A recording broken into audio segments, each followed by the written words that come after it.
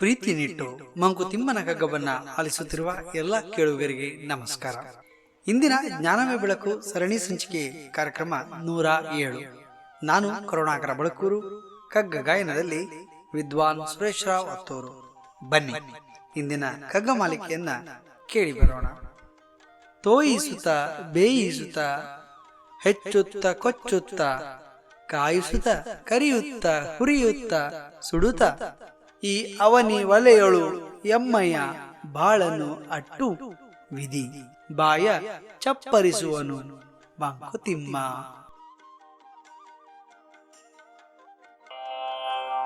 ತೋಯಿಸುತ್ತ ಬೇಯಿಸುತ್ತ ಹೆಚ್ಚುತ್ತ ಕೊಚ್ಚುತ್ತ ಕಾಯಿಸುತ್ತ ಕರಿಯುತ್ತ ಹುರಿಯುತ್ತ ಸುಡುತ್ತ ಈ ಅವನಿಯೊಲೆಯೊಳು ಎಮ್ಮಯ ಬಾಳ ನಟ್ಟು ವಿಧಿ ಬಾಯ ಚಪ್ಪರಿಸುವನು ಮಂಕುತಿಮ್ಮ. ಈ ಅವನಿಯೊಲೆಯೊಳು ಎಮ್ಮಯ ಬಾಳ ನಟ್ಟು ವಿಧಿ ಬಾಯ ಚಪ್ಪರಿಸುವನು ಮಂಕುತಿಮ್ಮ.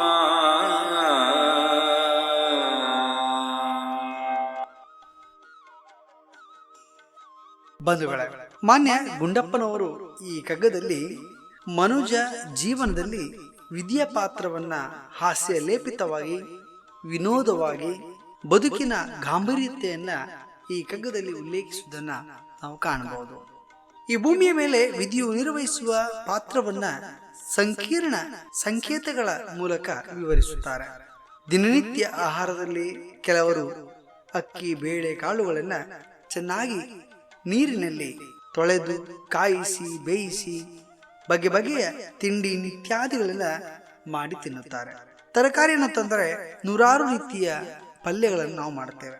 ಸಾಂಬಾರು, ಸಾರು, ಚಟ್ನಿ, ಹೀಗೆ ಬಗೆ ಬಗೆಯ ಹೂರಣವನ್ನು ನಾವು ತಯಾರಿಸುತ್ತೇವೆ. ಈ ತಿಂಡಿ ಆಹಾರಗಳನ್ನ ಮಾಡುವಾಗ ಒಬ್ಬೊಬ್ಬರು ಒಂದೊಂದು ಬಗೆಯ ವಸ್ತುಗಳನ್ನು ಬಳಸುವಂತಹ ಕ್ರಿಯೆ ಭಿನ್ನ ಭಿನ್ನವಾಗಿ ನಡೆಯುತ್ತೆ. ಪ್ರಕೃತಿಯಲ್ಲಿಯೇ ಸಿಗುವಂತ ತರಕಾರಿ ಇರ್ಬೋದು, ಹಣ್ಣುಗಳಿರ್ಬೋದು, ಇತ್ಯಾದಿ ಆಹಾರಗಳನ್ನ ತಮಗೆ ಹೇಗೆ ಬೇಕೋ ಹಾಗೆ ಸಣ್ಣ ಸಣ್ಣದಾಗಿ ಕತ್ತರಿಸಿಕೊಳ್ತಾರೆ, ತಿನ್ನುತ್ತಾರೆ. ಅಥವಾ ಬೆಂಕಿಯಲ್ಲಿ ಹದವನ್ನ ಅರಿತು ಅದನ್ನ ಬೇಯಿಸ್ತಾರೆ, ಕುದಿಸ್ತಾರೆ. ಎಣ್ಣೆಯಲ್ಲಿ ಅದನ್ನ ಕರಿದು ವಿಧ ವಿಧ ಬಗೆ ಬಗೆಯ ತಿಂಡಿಗಳನ್ನು ಮಾಡ್ತಾರೆ. ಬಿಸಿಯ ಬಾಣ ಎಲೆಯಲ್ಲಿ ಹುರಿಯುತ್ತಾ ಮತ್ತು ಬೆಂಕಿಯ ಶಾಖದಲ್ಲಿ ಸುಡುತ್ತಾ ಅದಕ್ಕೆ ಬೇಕು ಬೇಕಾದಂತ ಎಲ್ಲ ಸುವಸ್ತುಗಳ ಸಮ್ಮಿಶ್ರಣವನ್ನ ಮಾಡಿ ಹದವಾಗಿ ಸಿಹಿ ಉಪ್ಪಿನ ರುಚಿಯನ್ನು ಹಾಕಿ ಸ್ವಾದವನ್ನ ಸುಂದರವಾಗಿ ನಾವು ಸುಗಂಧಭರಿತವಾಗಿ ರುಚಿಕಟ್ಟಾಗಿ ತಯಾರಿಸಿ ಉಣ್ಣುತ್ತೇವೆ.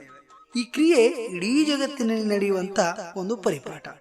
ಇಲ್ಲಿ ಪ್ರದೇಶದಿಂದ ಪ್ರದೇಶಕ್ಕೆ ಆಹಾರ ಸಂಸ್ಕೃತಿಯ ವೈಶಿಷ್ಟ್ಯತೆ ಭಿನ್ನತೆ ಇರುವುದನ್ನು ಕೂಡ ನಾವಿಲ್ಲಿ ಸೂಕ್ಷ್ಮವಾಗಿ ಗಮನಿಸಬೇಕು. ಅಂತೆಯೇ ಈ ಪ್ರಪಂಚವೇ ಒಂದು ಒಲೆಯಾಗಿ ಕೂಡ ನಮ್ಮ ಬದುಕಾಗಿ ನಮ್ಮ ಬಾಲ್ಯದಿಂದ ವೃದ್ಧಾಪ್ಯದವರೆಗೆ ಬಡತನ ಇರಬಹುದು, ಸಿರಿತನ ಇರಬಹುದು, ನಗು ಇರಬಹುದು, ಅಳು ಇರಬಹುದು, ಅರಸನಾಗಿ ಆಳಾಗಿ ಹೀಗೆ ಎಲ್ಲಾ ಪಾತ್ರಗಳನ್ನ ಮನುಜನಾದವ ಧರಿಸ್ತಾನೆ, ತೊಡಿಸಿಕೊಳ್ತಾನೆ.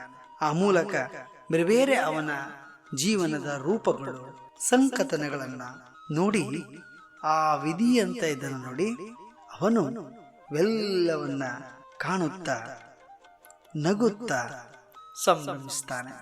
ಹಾಗಾಗಿ ನಮ್ಮ ಜೀವನದಲ್ಲಿ ನಾವೇ ನಾಯಕರಾಗಿ ಅಥವಾ ಇತರರು ಅದರ ಹೆಗಲನ್ನ ಹೊತ್ತು ನಡೆಸುವ ಜೀವನದಲ್ಲಿ ಆ ಮಾರ್ಗದಲ್ಲಿ ಏರಿಳಿತಗಳು ನಿರಂತರವಾಗಿ ನಡೆಯುತ್ತೆ.